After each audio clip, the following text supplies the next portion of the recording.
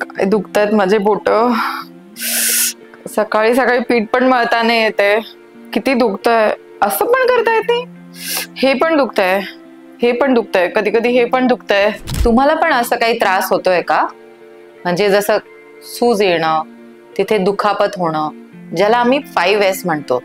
Swelling, stiffness, sensation of pain, soreness and systemic symptoms. मी प्रत्येक गोष्ट व्यवस्थित समजून सांगते. स्टिफनेस म्हणजे त्या ठिकाणी असं काहीतरी जड आहे असं वाटतं.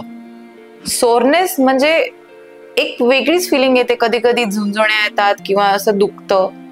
नंतर सेन्सेशन ऑफ पेन म्हणजे ऑब्व्हियसली इतक्या वेदना होतात की हात पण हलवता येत नाही. काही पेशंट सांगतात की असं पण हात नाही करता येणार, असं पण करता येत नाही. चौथी गोष्ट म्हणजे सिस्टमिक सिम्पटम्स आहे का, म्हणजे काय की तुम्हाला ताप येतोय, केस गळतायत, भूक लागत नाहीये आणि असं वाटतंय की झोपूनच जावं, मरगळल्यासारखं वाटतंय, अजिबात काही कामात इच्छाच नाही लागत आहे. छोट्या छोट्या गोष्टींना पण खूप त्रास होतोय. म्हणजे काय, हात वळतच नाहीये. जसं मी सांगितलं की त्याचं पीठ मळता येत नाही. महिलांमध्ये हा त्रास खूप जास्त असतो.